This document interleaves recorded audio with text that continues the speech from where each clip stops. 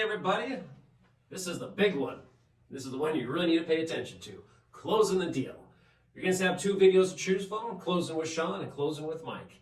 Everybody's got their own style of closing. I'm going to go over what I do and how it works for me, and then Mike will go over what he does and what works for him. You're going to find out what works for you. But what I strongly encourage is take a little bit of both. Mix it together and see what pops out for you. Closing is an art, okay? And it's what separates the average salesman from the top producers, right? Closing in my mindset that I always use is assumptive closing. I'm always in assumptive closing mode. You're gonna hear a lot of sales gurus and people you watch on Instagram and things like that. They say, always be closing. Throughout all of your life, always be closing. It's not wrong, okay? But in final expense insurance, assumptive closing is hands down the greatest way to do this. And it's how you're gonna be successful. When I think about assumptive closing, I also always bring in the 3-option close. Now, when you guys are working with final expense clients and you're offering them insurance coverage, we're going to teach you to offer them 3 different levels of coverage at the end of your presentation, okay? And when it comes down to the close, it's all about assuming that they are buying as soon as they pick out a level of coverage. So this is how I close a deal. I'm going to get done with my presentation. I'm going to give them 3 options of coverage. Usually 10, 15, 20,000, but I'm trying to keep my payments between 55, 75, and closer to $100 a month. Somewhere in that range on the monthly payment. And then I will hand a piece of paper to them, or if I'm on the phone, I will have them write the 3 options down, and I will say this.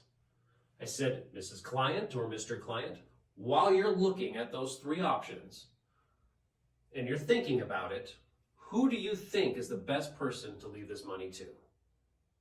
And they're going to tell me a person's name, or they're going to say my kids, or my spouse, or my wife, something along those lines. And I'll say, great. Now, out of the 3 options that I just showed you, which one is best to leave to your wife? Or which one is best to leave to your kids? If they give you a name, my daughter Sally, you use Sally's first name. Out of the 3 options I gave you, which one is best for Sally?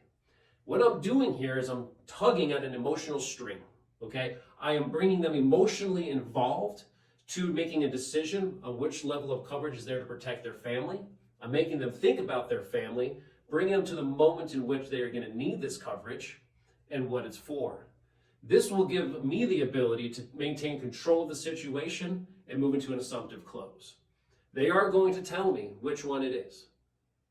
And I will say, perfect. I think that's a great option for you. Keep in mind, if anything changes in the future financially, I can always increase it. And if things get worse, we can also decrease it. But having that level of coverage for Sally is a great idea. Now, the address I have here, is this the best address for me to mail your policy and all of your information to? And they're going to say yes. I'm going to say great. And then the phone number I have here, is this the best phone number for us to keep on file? Yes, it is. And do you have an email address? They're going to say, yes, I do. I'm going to write the email address in. I'm going to put it into the computer. What I'm doing right now is I'm assumptively closing and I'm moving through the app. Back in the day, when we didn't have electronic everything and we got to write everything down on a piece of paper with a pen, we called this inking the app. You'll probably hear this as you get into this industry. People will say inking the app. We just want to continue with inking the app. This is assumptive closing, okay? And as you're moving through, you're asking them to start giving you information, and you're eventually going to get into roadblocks or objections. Your objections will come at asking for the social security number and the banking information. Those are the 2 areas in which you will run into objections. Now, overcoming objections is a part of closing, and we're going to talk more about that in a video specifically for overcoming objections. But for me, when I want to close an insurance policy, I do it assumptively. As soon as they pick out a level of coverage for their beneficiary, right then and there, in my mind, I have made up the decision that they just bought. They had just said, yes, I want that, and I am ready to pay for it today. So I'm going to assume throughout the app that all I'm doing is getting the information I need to submit an application to the insurance carrier because they just told me they want it.